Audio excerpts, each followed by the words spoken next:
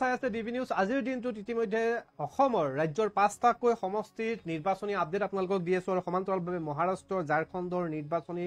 ফলাফলো আমি আপোনালোক জনাই আছো এই মুহূৰ্তত ষ্টুডিঅ'লৈকে নিমন্ত্ৰণ কৰি আমি আনিছো জ্যেষ্ঠ ৰাজনীতিবিদ সমালোচক বিশ্লেষক তথা আপ নেতা ৰমেন বৰঠাকুৰ আপোনাক স্বাগতম জনাইছো নমস্কাৰ ইতিমধ্যে ৰাজ্যৰ ৰাজনীতিৰ আপডেট আমি দি আছো 42 সমষ্টিৰ ফলাফল ওলাই গ'ল তাত বৰ্তমান দেখা পোৱা গ'ল যে শেহতীয়াভাৱে বিজেপিৰ ভাল ফলাফল লাভ কৰিলে 42 সমষ্টিত আপৰ তৰফৰ পৰাও 42 সমষ্টিত প্ৰাৰ্থিত্ব অৱতীৰ্ণ কৰিছিল অনন্ত গগৈ 1000 কিবা এটা সংখ্যা লাভ কৰিবলৈ সক্ষম হৈছে হাজাৰৰ ঘৰ অতিক্ৰম কৰিছে কিন্তু ভাল ফলাফল নহয় কিন্তু সামগ্ৰিকভাৱে এই নিৰ্বাচনৰ ফলাফলক লৈ আপোনাৰ মতামত কেনেকুৱা হ'ব আপোনাৰ ধাৰণা আপুনি আপ নেতা হোৱাৰ আগতে কংগ্ৰেছ কৰিছিলে তাৰ আগতেও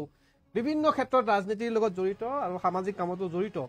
এই সামগ্ৰিক ৰাজ্যৰ ৰাজনীতিৰ পৰা আমি মহাৰাষ্ট্ৰ ঝাৰখণ্ডলৈকে গুচি যাম জেএমএমৰ প্ৰসংগ পাতিম বিজেপি কেনে ধৰণৰ উত্থান হৈছে ঝাৰখণ্ডৰ এই প্ৰসংগ পাতিবলৈ চেষ্টা কৰিম সামগ্ৰিকভাৱে অসমৰ প্ৰেক্ষাপটত বৰ্তমানৰ এই যি ফলাফল এই ফলাফল সম্পৰ্কে আপোনাৰ ধাৰণা পূৰ্বৰ পৰাই আছিল নেকি এইটো আপুনি ঠিকেই কৈছে যে এইটো বাই ইলেকশ্যন আৰু বাই ইলেকশ্যন আৰু বিশেষভাৱে আজিৰ তাৰিখৰ পৰা যদি আপুনি হিচাপ কৰে 2026 এপ্ৰিললৈকে বা মাৰ্চলৈকে বহু সময় নাই 15 মাহ বুলি ধৰি লওক বা 1.5 বছৰ বুলিয়ে ধৰি লওক কথা হ'ল কি 1.5 বছৰৰ কাৰণে কোনোবা এজন এমএলএ আহি বহুত কিবা চেঞ্জ কৰি দিব বুলি আপুনি ভাবিব নোৱাৰে গতিকে আৰু বাই ইলেকশ্যনত যিহেতু চৰকাৰমুখী ৰিজাল্ট হয় গতিকে বিজেপিৰো এইটো সাফল্য বুলি গণ্য কৰা নাযায় কিন্তু মই এইখিনিতে এটা পইণ্ট চুই যাবলৈ পালে ভাল পাম এই পইণ্টটো হ'ল যে মই এটা কথা দেখিছো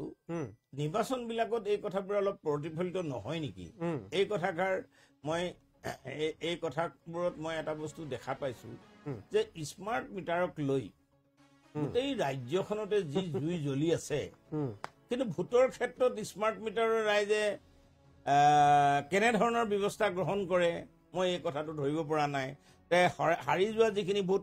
এইখিনিয়ে স্মাৰ্ট মিটাৰৰ সপক্ষে নেকি জিকি যোৱা ভোটখিনি স্মাৰ্ট মিটাৰৰ সপক্ষে নহয় নেকি এই কথা কিন্তু আজিৰ তাৰিখত কিন্তু এটা বিশ্লেষণৰ বিষয় এই কথাটো এইকাৰণে বিশ্লেষণৰ বিষয় যে স্মাৰ্ট মিটাৰলৈ সমগ্ৰ অসম জুৰি জুই জ্বলি থকা অৱস্থাতে আৰু এই এতিয়া আদানীক ঘোষ দিয়াৰ প্ৰসংগৰ যেটো অসমতো কোনোবাক 22 কোটি কিমান লাখ টকা ঘোষ দিয়া কথা ওলাইছে এই কথাবোৰৰ লগত মই খালি এটাই যেহেতু আজি ক্লাব কৰি দিছো এই কথাটো যে মই নিজকো প্ৰশ্ন কৰো যে স্মাৰ্ট মিটাৰৰ বিৰুদ্ধে ইমান জুই জ্বলিছে ভোটত এইটো ৰিফ্লেক্ট কিয় তাৰমানে হৰা মানুহখিনি স্মাৰ্ট মিটাৰ নালাগে জিকা মানুহখিনি স্মাৰ্ট মিটাৰ লাগে এইটো নেকি গতিকে বাই ইলেকশ্যনৰ ক্ষেত্ৰত এইটো একদম স্পষ্টই কথা যে ৰুলিং পাৰ্টিয়ে জিকাৰ লাভ কৰে কিন্তু বিজেপিক বেয়া পোৱা সংখ্যা ৰাজ্যত বাঢ়িছে যেটো কংগ্ৰেছৰো ভোটৰ সংখ্যা একেবাৰে নগণ্য হৈ যোৱা নাই কংগ্ৰেছৰ যিটো ভোটৰ বেংক আছে আৰু দল পৰিচালনাৰ ক্ষেত্ৰত যদি কংগ্ৰেছ দলে কিছু সংশোধনী মনোভাৱ গ্ৰহণ কৰে মই ভাবো কংগ্ৰেছ দল অসমত পুনৰ জীৱিত বুলিয়ে কৈছো হোৱাত কোনো আপত্তি নাথাকিব বা অসুবিধা নাথাকিব কেলে কলো ভাৰতবৰ্ষৰ এটা পৰিসংখ্যা অনুযায়ী যে ভাৰতবৰ্ষৰ বিভিন্ন ৰাজ্যত কংগ্ৰেছৰ পাৰ্টিচিপেশ্যন 19% কিন্তু অসম আৰু কেৰালাত এইটো 30%ৰ ওপৰতো গতিকে সেই যে মোমেন্টামটো আমি কংগ্ৰেছ দলে অসমত মহাজোঁট কৰিও ধৰি ৰাখিব পৰা নাই এআইডিএফৰ বিৰোধিতা কৰিও আমি ধৰি ৰাখিব পৰা নাই এই কথাবোৰ কিন্তু নেতৃত্বই বিশ্লেষণ কৰাৰ প্ৰয়োজন মই বহু সময়তে কংগ্ৰেছ নেতাসকলৰ কাৰ্যক্ৰমণিকা মই লক্ষ্য কৰিছো কংগ্ৰেছক বেয়া পাবলগীয়া কোনো কথা নাই ৰাইজে ভাল কৰে যিটো দলে দেশৰ স্বাধীনতা আনিছিলে যিটো দলত আজি তাৰিখতো আপোনাৰ স্বাধীনতা যুঁজাৰুৰ কন্ট্ৰিবিউশন আছে বা ধৰ্মনিৰপেক্ষ ভাৰতবৰ্ষৰ সকলো ৰাজ্যতে পৰিৱস্থিত এটা বিজেপিৰ বিকল্প দল কংগ্ৰেছক ৰাইজে বেয়া পোৱা নাই কিন্তু ক'ৰবাত কংগ্ৰেছৰ পৰিচালনা নীতিত ক'ৰবাত যেতিয়ালৈকে কংগ্ৰেছৰ কথা উল্লেখ হৈছে মই 42 সমষ্টিটোৰ কথা পাতিবই লাগিব জয়ন্ত বৰা গৌৰৱ গগৈ পচন্দৰ প্ৰাৰ্থী অসমত গৌৰৱ গগৈৰ এটা ব্ৰেণ্ড বুলি ক'লেও ভুল নহ'ব কংগ্ৰেছৰ বা ভৱিষ্যতৰ বাবে গৌৰৱ গগৈলৈ বিভিন্ন ধৰণৰ পৰিকল্পনা কিন্তু দেখা পোৱা গ'ল কাৰ্যক্ষেত্ৰত গৌৰৱ গগৈও কিন্তু 42 সমষ্টিত এই মৰাব নোৱাৰিলে জয়ন্ত বৰাক 9000ৰ অধিক ভোটৰ ব্যৱধানত পৰাজয় বৰণ কৰিলে মইতো এবাৰলৈ ভবা নাই গৌৰৱ গগৈ ডাঙৰীয়াই তাত শেষ আহি মাৰিব মোক এই লজিকটো যদি গৌৰৱ গগৈ ডাঙৰীয়া বা কংগ্ৰেছৰ নেতৃত্বই দিব পাৰে তেতিয়া মই সকলো কথা মানি ল'ম যে কংগ্ৰেছ দলত যিবিলাক মানুহ আজি যুগ যুগ ধৰি বছৰ বছৰ ধৰি স্থানীয় নেতা ৰাজ্যিক নেতা হৈছে সেইসকলক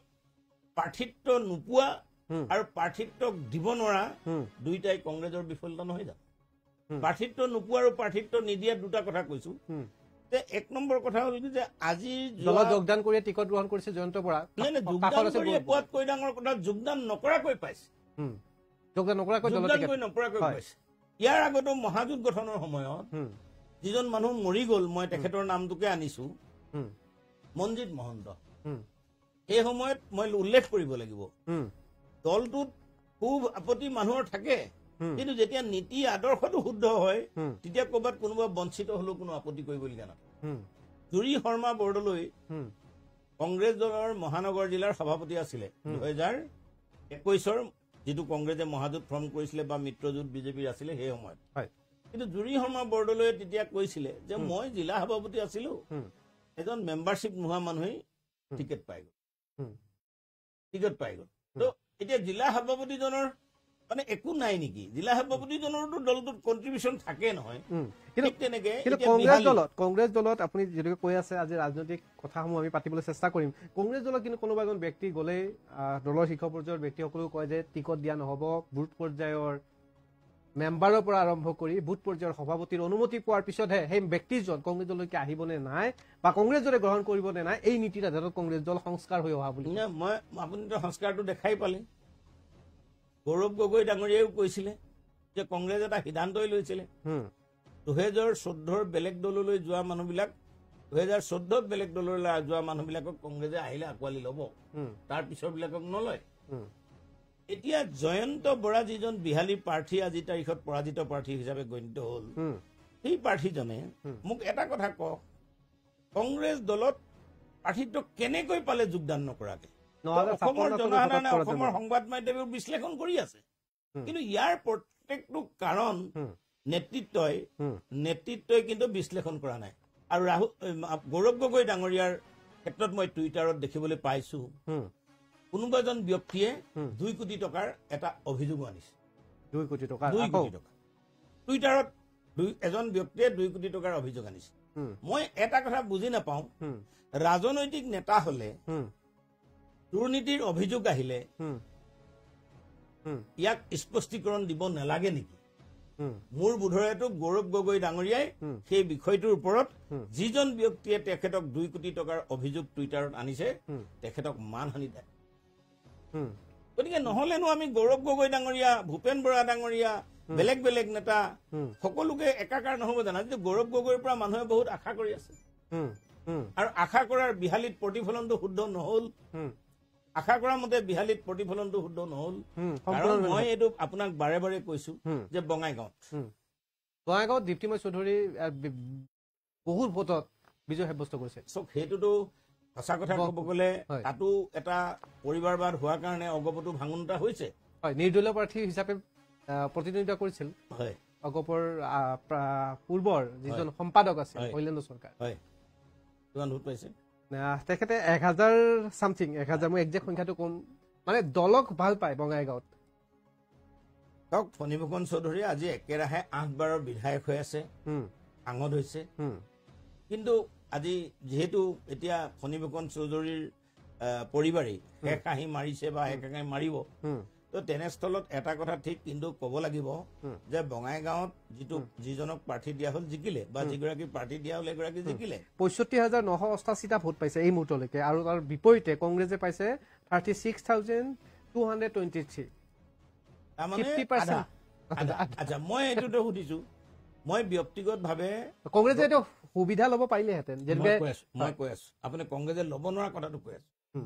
প্ৰজেনজিৎ সিংহৰ যিগৰাকী বঙাইগাঁৱৰ প্ৰাৰ্থী মোৰ তেখেতৰ প্ৰতি কোনো বিক্ষেপগাৰ নাই বা মই লগো পোৱা নাই আৰু তেখেতৰ বিষয়ে যিখিনিলৈকে মই জানিব পাৰিছো এজন প্ৰাক্তন IGP পৰ্যায়ৰ পুলিচ বিষয়া আৰু তেওঁৰ ছাত্ৰ জীৱনৰো ৰাজনীতি আছিল সমাজ নীতি আছিল গতিকে তেখেত নিশ্চয় নমস্য ব্যক্তি কিন্তু মই ক'ব খুজিছো যে ৰাহুল গান্ধী ডাঙৰীয়াই যেতিয়া 2017 চনত তেখেতৰ ৰাজ অভিষেক হৈছিল অৰ্থাৎ কংগ্ৰেছ দলৰ সভাপতি হৈছিল তেতিয়া ৰাহুল গান্ধী ডাঙৰীয়াই এটা কথা কৈছিল, কি কৈছিল যে পেৰাচুট লেণ্ডিং নহয়। তো এতিয়া যে এই পেৰাচুট লেণ্ডিং বিলাক হৈ আছে, দলৰ নেতৃত্বই কৰি আছে, ৰাহুল গান্ধী জ্ঞাত নে অজ্ঞাত? যদি ৰাহুল গান্ধী জ্ঞাত তেতিয়াও দোষী, আৰু ৰাহুল গান্ধী ডাঙৰীয়া যদি জ্ঞাত নহয় তেতিয়াও দোষী। তেখেতৰ মেনেজমেণ্ট বুলি বস্তু এটা আছেতো, যে অভাৰঅলটো তেখেতে চব চাই আছে। আজি দলৰ সভাপতি খাৰ্গে ডাঙৰীয়া যদি ৰাহুল গান্ধীয়ে অনুমোদন নিদিয়া এই কথাবোৰতো আমি সংবাদ মাধ্যমত পাই থাকো। দলৰ সভাপতি আমি খাৰ্গে ডাঙৰীয়া বুলি জানো।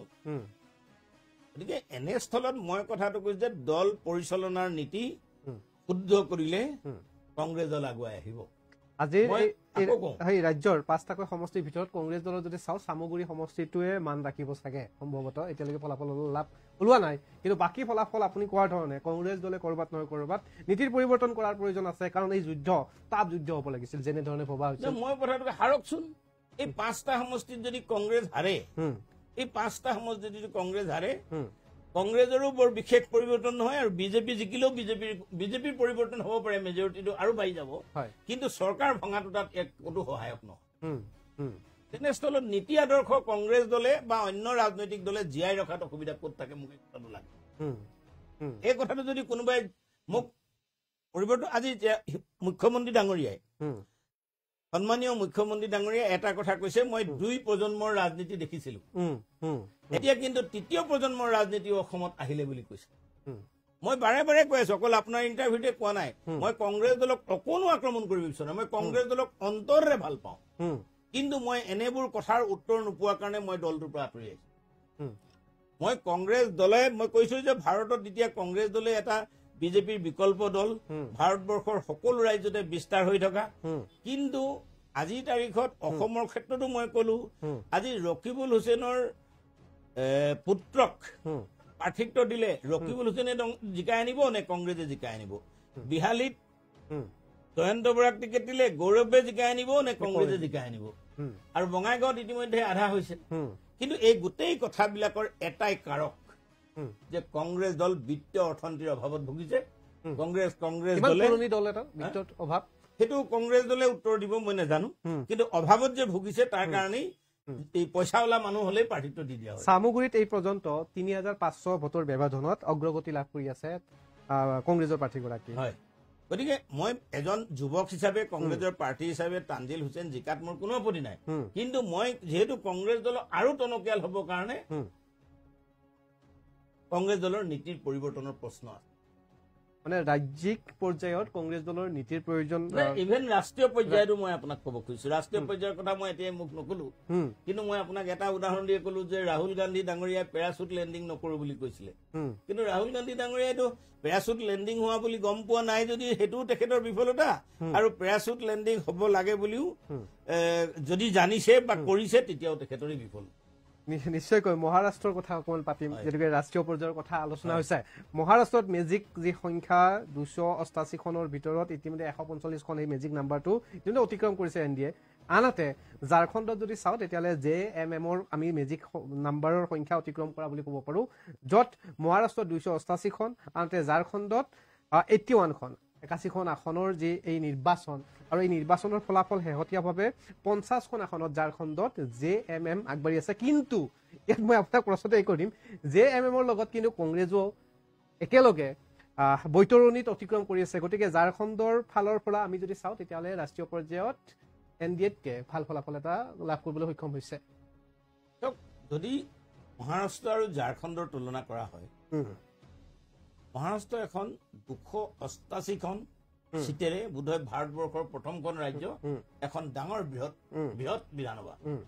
আৰু তাৰ তুলনাত ঝাৰখণ্ড 81খন চিটৰে এখন বিধানসভা। ইয়াতে কংগ্ৰেছ দল আগবাঢ়ি আছে বুলি সংবাদ মাধ্যমতো কয়, সেইটোও মই বুজি নাপাওঁ, কিন্তু তাত JMMহে চৰকাৰ কৰিব, অৰ্থাৎ JMM নেতৃত্বাধীনে চৰকাৰ। কংগ্ৰেছ মিত্ৰজোঁটত আছে, মিত্ৰজোঁটত থাকিলে কংগ্ৰেছৰ চৰকাৰ বুলি নকয়, মই ভাবো, যিহেতু ইণ্ডিয়া এলায়েন্স। ইণ্ডিয়া এলায়েন্স সেইটো হয়তো হ'ব পাৰে, কিন্তু তাতে JMMৰ কথাটো আছে। সেইকাৰণে মই কৈছো যে তাত আমি চৰকাৰখন হয়তো ধৰি ৰাখিবলৈ ইণ্ডিয়া এলায়েন্সে পাৰিম, এইটো কথা নহয়, কিন্তু মহাৰাষ্ট্ৰৰ ৰিজাল্টটো কিন্তু আমাৰ অলপ দুখ। কাৰণ এই ৰিজাল্টে মহাৰাষ্ট্ৰত একেলগে শাৰদ পাৱাৰ নেতৃত্বাধীন এনচিপি, উদ্ধৱ ঠাকৰে দল আৰু কংগ্ৰেছ দলক ধৰাশায়ী কৰে। এই কথা কিন্তু ঝাৰখণ্ডত আমি ইণ্ডিয়া এলায়েন্সে থকাৰ অৱস্থাত জিকাৰ পিছতো কিন্তু মহাৰাষ্ট্ৰৰ ৰিজাল্ট কিন্তু ইণ্ডিয়া এলায়েন্সৰ কাৰণে অতিশয় উদ্বেগজনক, নিশ্চয়কৈ অতিশয় উদ্বেগজনক। চাওক, একেটা ৰিজাল্টত উদ্ধৱ ঠাকৰেৰ শিৱসেনা, এনচিপি, শাৰদ পাৱাৰ পাৰ্টি আৰু কংগ্ৰেছ এই মুহূৰ্তলৈকে 52খন আসনতহে লাভ কৰিছে কংগ্ৰেছ। সেইটোৱেতো মই কৈছো, 288খনৰ ভিতৰত কংগ্ৰেছ নে ইণ্ডিয়া ইণ্ডিয়া ইণ্ডিয়া সেইটোৱে মই কৈছো যে সেইটো বেছি বহুত উদ্বেগজনক কথা হৈছে মহাৰাষ্ট্ৰত। মহাৰাষ্ট্ৰত এনচিপি কংগ্ৰেছৰ যুটও চৰকাৰ চলাইছিলে, গোটেও কংগ্ৰেছৰ চৰকাৰ চলিছিলে, কিন্তু এতিয়া সেইকাৰণে মই ক'ব খুজিছো অকল অসমৰ নীতিতে নহয়, ৰাষ্ট্ৰীয় নীতিটো ক'ৰবাত নহয় ক'ৰবাত পৰিৱৰ্তন ঘটাব লাগিব। আৰু এইটোও ঠিক যে ৰাহুল গান্ধী ডাঙৰীয়াই এজন ব্যক্তি, মোদী ডাঙৰীয়াৰ বা ভাৰতবৰ্ষৰ মাননীয় প্ৰধানমন্ত্ৰীৰ নীতিৰ বিৰোধিতা কৰাৰ ক্ষেত্ৰতে হওক বা গোটেই কংগ্ৰেছ দলটোক। এই মুহূৰ্তত এটা ব্ৰেকিং নিউজ আহিছে, মই আপোনাক অকণমান ৰাখিছো। বঙাইগাঁৱৰ ফলাফল 34,499টা ভোটত বিজয় সাব্যস্ত কৰিছে দীপ্তিময় চৌধুৰী, অৰ্থাৎ বঙাইগাঁৱৰ ভাল ফলাফল। বঙাইগাঁৱত শেষ হাঁহি মাৰিলে অসম গণ পৰিষদ দলৰ প্ৰাৰ্থী দীপ্তিময় চৌধুৰী আৰু তেখেতৰ স্বামী ইতিমধ্যে সাংসদ বঙাইগাঁৱৰ ফণীভূষণ চৌধুৰী, আৰু পুনৰবাৰ বঙাইগাঁও সমষ্টিটো অসম গণ পৰিষদৰ দুৰ্গত থাকিল। ইতিমধ্যে বঙাইগাঁৱৰ এটা ব্যৱধান আপুনি অকণমান আগত আমি আলোচনা কৰিছো যে আধা য'ত লাভ কৰিছিলে 65,988জন দীপ্তিময় চৌধুৰী, আনহাতে কংগ্ৰেছৰ প্ৰাৰ্থীগৰাকীয়ে লাভ কৰিছে 36,223, অৰ্থাৎ 34,499, 34,499টা ভোটৰ ব্যৱধানত বিজয় সাব্যস্ত বৃহৎ জয়। এই উপ নিৰ্বাচনত মই ভাবো এতিয়ালৈকে পোৱা ফলাফল অনুসৰি অসম গণ পৰিষদ দলৰ প্ৰাৰ্থী বঙাইগাঁও অৰ্থাৎ বিজেপি মিত্ৰজোঁটৰ প্ৰাৰ্থীগৰাকী দীপ্তিময় চৌধুৰীয়ে আটাইতকৈ বেছি ভোটত বিজয় সাব্যস্ত হোৱা বুলি ক'ব পাৰি। এতিয়া মই বঙাইগাঁও ফলাফল পালো। ঠিক তেনেধৰণে আমি চিডলিত যদি চাওঁ তেতিয়াহ'লে চাওঁ UPPL আৰু বিহালীৰ কথা ইতিমধ্যে উল্লেখে কৰিছে। এটা প্ৰশ্ন হয়, এতিয়া সংবাদ মাধ্যমতো চৰ্চা হ'ব বা কালি বিভিন্ন সংবাদ প্ৰতিষ্ঠানৰ হেডলাইনো হ'ব যে গৌৰৱ গগৈৰ দৰ্প বা অহংকাৰ হৈছে নেকি, বা গৌৰৱ গগৈ লৈ যেনেধৰণে কংগ্ৰেছে ভাবিছিল বা গৌৰৱ গগৈ যি ধৰণৰ ৰাজনৈতিক ক্ষেত্ৰখনৰ প্লেনিং এটা কৰিছিল ক'ৰবাত ফেইলৰ হৈ গ'ল নেকি? মই যদি ব্যক্তি বিশেষে আক্ৰমণ কৰি কথা নকওঁ বা দল হিচাপে যদি মই কথা কওঁ, মই এইকাৰণে কৈছো আপোনাৰ প্ৰশ্নটো, যি সময়ত বিহালী সমষ্টিটোৰ পিছতে উপ নিৰ্বাচনৰ বিহালী সমষ্টিৰ জয়ন্ত বৰাৰ প্ৰাৰ্থিত্ব দিয়াৰ পিছতে যি মিত্ৰগোট আছিল ৰাজ্যিক পৰ্যায়ত য'ত নাম দিয়া হৈছিল অসম, এয়াও থানবান হৈ পৰিছিল। হোটেল দিল্লীৰ পৰা আৰম্ভ কৰি প্ৰতিটো বিষয়ে আপোনাৰো নখদৰ্পণত বা আমি সংবাদ মাধ্যমৰ কৰ্মী হিচাপে আমাৰো নখদৰ্পণত, কিন্তু সমগ্ৰ সকলো ধূলিচাত কেইটামান ঘণ্টাৰ ভিতৰত শেষ হৈ পৰিছিল, যিহেতুকে মিত্ৰজোঁটৰ তৰফৰ পৰা বা অসমৰ তৰফৰ পৰা এগৰাকী প্ৰাৰ্থীক প্ৰতিনিধিত্ব কৰিছিল বিহালী সমষ্টিৰ পৰা। সমান্তৰালভাৱে গৌৰৱ গগৈৰ পচন্দৰ প্ৰাৰ্থী আছিল জয়ন্ত বৰা, আৰু এটা ঘণ্টা 2-3 ঘণ্টাৰ ভিতৰত সকলো শেষ হৈ পৰিছিল। ইয়াৰ পিছত এতিয়া এই ধৰণৰ প্ৰশ্নসমূহ আহিব। মই আপোনাক কৈছোৱেই যে বিজেপি দলে ধৰ্মৰ হেৰিয়াতে হওক বা সম্প্ৰদায়ৰ ভিত্তিতে হওক বা বেনিফিচিয়াৰী সৃষ্টি কৰিয়ে হওক এটা ধাৰা লৈ গৈ আছে। কিন্তু কংগ্ৰেছ দলৰ ধাৰাটো আজিৰ তাৰিখত আমি লোকসভাৰ ইলেকশ্যনৰ পৰা কি দেখিছিলো? ইণ্ডিয়া এলায়েন্স হ'ব। মোক আপুনি কওকচোন, কংগ্ৰেছ দলৰ নেতৃত্বই কওক, আপুনি কওক যে লোকসভাত কংগ্ৰেছ দলৰ যিটো ইণ্ডিয়া এলায়েন্সৰ ধাৰা বা বিৰোধী ঐক্যমঞ্চৰ ধাৰা এইটো অব্যাহত আছিল নেকি? ৰাইজ অকৰা নেকি মই সুধিছো? ৰাইজটোতো অকৰা নহয়। তোমালোকে মুখেৰে এটা কথা কৈছা আৰু কামেৰে এটা কাম কৰিছা। গৌৰৱ গগৈ ডাঙৰীয়াক যোৰহাটবাসী ৰাইজে বিজেপিৰ অফুৰন্ত হেঁচাৰ পিছতো গৌৰৱ গগৈ ডাঙৰীয়াক ভোট দি লোকসভালৈ পঠালে। আৰু গৌৰৱ গগৈ তাৰ জিকাৰ কাৰণকেইটা, 1 নম্বৰ কথা, গৌৰৱ গগৈ লোকসভাত বক্তব্য ৰাইজে সমাদৰ কৰে। দ্বিতীয় কথা, পিতৃৰো তেখেতৰ সেই সমষ্টিত যিহেতু তেখেতে প্ৰথম ৰাজনীতি যোৰহাট সংসদীয় সমষ্টিৰ পৰাই আৰম্ভ কৰিছিল, তাৰো অৱদান আছে। 3 নম্বৰ কথা যে গৌৰৱ গগৈৰ যুৱচামে ভাল পায়। আৰু চতুৰ্থটো কথা যে যিটো কংগ্ৰেছে ইণ্ডিয়া এলায়েন্স কৰিছিলে বা তিনি গগৈৰ কথা আছিলে, এনেকুৱাবিলাক অকণমান প্ৰতিবদ্ধতাত আছিলে। কিন্তু গৌৰৱ গগৈ এই 3 গগৈ প্ৰথম গৌৰৱ গগৈ এই 3 গগৈ ফৰ্মুলাটো কিন্তু গৌৰৱ গগৈ আৰম্ভ কৰিছে কিন্তু গৌৰৱ গগৈ 3 গগৈ ফৰ্মুলাৰ ভঙাটো জানো গৌৰৱ গগৈ নহয় আজি তাৰিখ আচ্ছা গৌৰৱ গগৈ ডাঙৰীয়া লোকসভাৰ বিৰোধী দলৰ উপসভাপতি আমি গৌৰৱ কৰো আমি গৰ্ব কৰো যে pride to the people of the state ইমান কম বয়সত লোকসভাৰ এজন উপদলপতি কিন্তু তেনে স্থলত গৌৰৱ গগৈ ডেকাক ঝাৰখণ্ডৰো দায়িত্ব দিয়া হৈছিল তেখেতে একেবাৰে ব্যক্তিগত পৰ্যায়লৈ আহি কি কাৰণত তেখেতে বিহালীত সোমাই গ'ল অসমৰ জনসাধাৰণক জনালে ভাল হ'ব মই আহ্বান জনাওঁ যে অসমৰ জনসাধাৰণক তেখেতে জনাওক কিয় সোমাই গ'ল তেওঁ দুটা কাম কৰিলে এটা কামত এটা মহাজোঁট যিটো ইণ্ডিয়া এলায়েন্স কৰিছিলে সেইটোও ভাঙি দিলে অসমত যিটো আছিলে সেইটোও ভাঙি দিলে আৰু তেখেতক ঝাৰখণ্ডত দায়িত্ব দিয়াৰ পিছতো আহি একেলগে আহি এটা কাম কৰিলে যে আজি সেই পৰাজয় বৰণ কৰিব লগা ব্যক্তিগতভাৱে তেখেতৰ এই পৰাজয়টো যেন কংগ্ৰেছ দলৰ নহয় ব্যক্তিগতভাৱে গৌৰৱ দলৰ পৰাজয়লৈ ৰূপান্তৰ হ'ল মুখ্যমন্ত্ৰী ডাঙৰীয়া চতুৰ মুখ্যমন্ত্ৰী ডাঙৰীয়াই যিমান এতিয়া এইবাৰ বিহালীত যিমানবোৰ ঘটনা এই সামগ্ৰীত যিমানবোৰ ঘটনা হ'ল অসমৰ জনসাধাৰণে প্ৰত্যক্ষ কৰিছে যে বিজেপি দলে ন্যায়দস্তভাৱে সামগ্ৰীত কাম কৰা নাই ইলেকশ্যন কমিশ্যনত অভিযোগ উত্থাপন হৈছে তাৰ কোনো সুফল নাই ইলেকশ্যন কমিশ্যনত ৰিপল কৰিবলৈ কোৱা হৈছে তাৰ কোনো সুফল নাই গতিকে মই এই কথা ক'ব পাৰো যে বিজেপিৰ এই স্বেচ্ছাচাৰিতা বা বিশেষভাৱে যি বলপূৰ্বকভাৱে সামগ্ৰী জিকিবলৈ লোৱা হৈছে এই কথাত অসমৰ ৰাইজ অধিগ্ন কিন্তু শাসনত থকা দলটোক বিৰুদ্ধাচৰণ কোনে কৰিব লাগিব বিৰোধী দলে মাত্ৰ বিৰোধী দল আনে কৰিব নোৱাৰে ৰাইজে কৰিব নোৱাৰে ৰাইজে বিৰোধী দলৰ নেতৃত্বতে কাম কৰিব পাৰিব তেনে স্থলত মই এই কথাটোকে ক'ব খোজো যে প্ৰাৰ্থীটো মই কৈছোৱেই যে তানজিল হুছেইন জিকক এজন যুৱ নেতা আহক মোৰ তাত ক'বলগীয়া একো নাই মোৰ ব্যক্তিগতভাৱে কোনো আক্ৰোশ নাই ৰকিবুল হুছেইন ডাঙৰীয়াৰ লগতো ব্যক্তিগতভাৱে ভাল কিন্তু ৰাজনৈতিক যিবোৰ বিশ্লেষণ মই বিশ্লেষণত ৰকিবুল হুছেইন ডাঙৰীয়াৰ লগতো একমত নহয় গৌৰৱ গগৈ ডাঙৰীয়াৰ লগতো একমত নহয় মই ভূপেন বৰাৰ লগতো একমত নহয় আৰু যিটো কাৰণে মই আজিও সুধি আছো যে ৰমেন বৰঠাকুৰ ডাঙৰীয়াই কিয় দল এৰিলে আজি তাৰিখলৈ কংগ্ৰেছ দলে এটা বিজ্ঞপ্তি আকাৰে অসমৰ ৰাইজক দিব পৰা নাই কিয় পৰা নাই নিশ্চয়কৈ এয়া আপুনি ইতিমধ্যে উল্লেখ কৰিলে সেয়া পৰৱৰ্তী পৰ্যায়ত বাৰু নিশ্চয়কৈ আমি চিন্তা চৰ্চা কৰিম বা আলোচনা কৰিবলৈ চেষ্টা কৰিম কিন্তু আজিৰ দিনটোত যিহেতুকে নিৰ্বাচনী আপডেট দি আছো বা কিছু বিশ্লেষণ কৰিবলৈ চেষ্টা কৰিছো আমি সময়ো কমি আহিছে কিন্তু মই আপ প্ৰসংগত কৰিম যিহেতুকে এতিয়া আপুনি আপৰ এজন জ্যেষ্ঠ নেতা বা আপক শেহতীয়াভাৱে আপুনি নেতৃত্ব লৈছে এইবাৰ প্ৰাৰ্থিত্ব প্ৰদান কৰাৰ ক্ষেত্ৰতো দেখা পাইছো আপৰ প্ৰাৰ্থী প্ৰদান কৰিছে কিন্তু ভাল ফলাফল লাভ কৰিব পৰা নাই আপৰ তৰফৰ পৰাও বিহালী সমষ্টিটো আমি যদি চাওঁ অনন্ত গগৈ সাংঘাতিক ফলাফল লাভ কৰিব পৰা নাই এই গগৈ ডাঙৰীয়া যিজন বিহালীত আছিলে কিন্তু ব্যক্তি বিশেষে তেওঁ আপৰ সদস্য হয়ও আৰু আপৰ সদস্য হলেও কিন্তু ৰাজহুৱা ব্যক্তিত্ব তেওঁৰ আছে ৰাজহুৱা হয় ব্যক্তিজন কিন্তু ৰাজহুৱা ব্যক্তিজন ৰাজহুৱা আৰু আমাৰ যিজন সামগ্ৰীত আপৰ প্ৰাৰ্থী আছে এই আপৰ পাৰ্টিজনে যেতিয়া AIDFৰ পৰা ৰূপহীয়াতত খেলিছিলে তেখেতে 51,000লৈকে ভোট পাইছিলে মই আগৰ কোনোবা এটা ইণ্টাৰভিউটো কৈছো সামাজিক আৰু ৰাজনৈতিক ব্যক্তিত্ব তেখেতৰ গাত আছে আৰু আপে যি প্ৰাৰ্থিত্ব দিছিলে সেই প্ৰাৰ্থিত্ব খৰখেদা হোৱাৰ বাহিৰে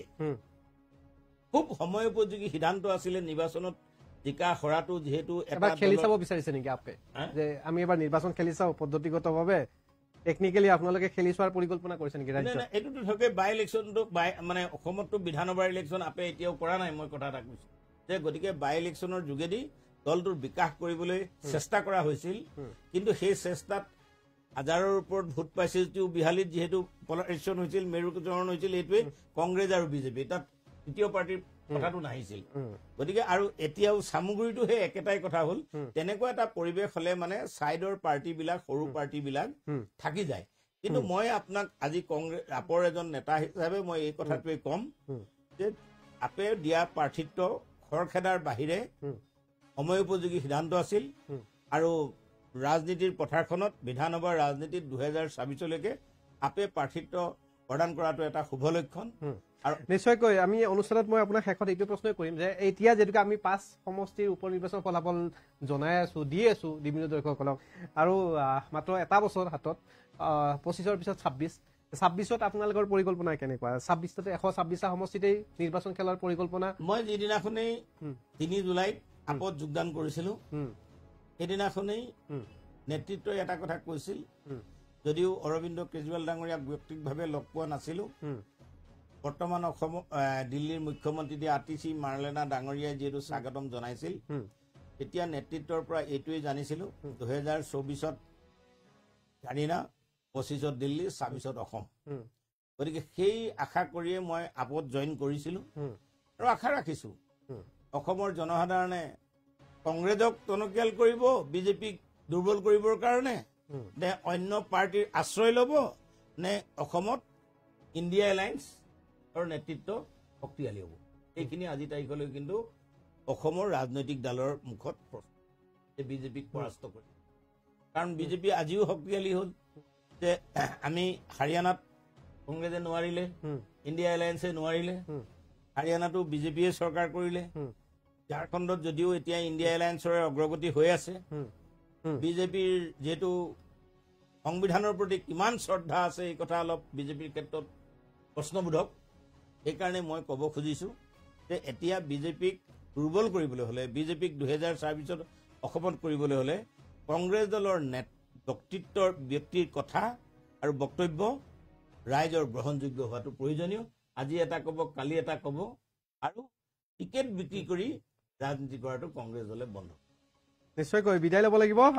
আপুনি ব্যস্ততাপূৰ্ণ সময়ৰ পৰা আমাক সময় দিয়াৰ বাবে ধন্যবাদ জ্ঞাপন কৰিছোঁ আজিৰ দিনটো আপোনাৰ যথেষ্ট টাইট চিডিউল আৰু বিভিন্ন প্ৰতিষ্ঠানলৈকে যাব বা এই বিষয়ত বিভিন্নজনে ফোন কৰি আছে মই নিজে দেখিছোঁ ষ্টুডিঅ'ত থকাৰ পৰা আৰম্ভ কৰি ফোন তেখেতৰ আহি আছে কিন্তু এই ক্ষেত্ৰত এটা কথা ক'ব লাগিব যে বৰ্তমান যি ফলাফল এই ফলাফলে এটা কথা ছবি স্পষ্ট কৰি দিছে যে বৰ্তমান ৰাজ্যত NDA বা মিত্ৰজোঁটৰ চৰকাৰৰ কিন্তু ভেটি আছে যাৰ বাবে এই মুহূৰ্তলৈকে 5টাকৈ সমষ্টিৰ ভিতৰত 4খন সমষ্টিতে তেওঁলোকে লিড ল'বলৈ বা বিজয় সাব্যস্ত হোৱাৰ দিশে আগবাঢ়িছে আনুষ্ঠানিকতা কিছু বাকী আছে বঙাইগাঁৱত ইতিমধ্যে দীপ্তিময় চৌধুৰী বিজয় লাভ কৰিছে বিহালীত ঠিক তেনেধৰণে বিজেপি প্ৰাৰ্থীগৰাকী বিজয় সাব্যস্ত কৰিছে CPPL প্ৰাৰ্থীগৰাকী বিজয় সাব্যস্ত কৰিছে এতিয়া চামুগুৰিত এক যুদ্ধ চলি আছে কিছু সময়ৰ পিছত এই কথা স্পষ্ট হ'ব বিদায় লৈছোঁ আপোনাৰ সুস্বাস্থ্য কামনা কৰিছোঁ আৰু আপোনালোকে অধিক ৰাজনৈতিক আপডেটৰ বাবে চাই থাকক DBN ধন্যবাদ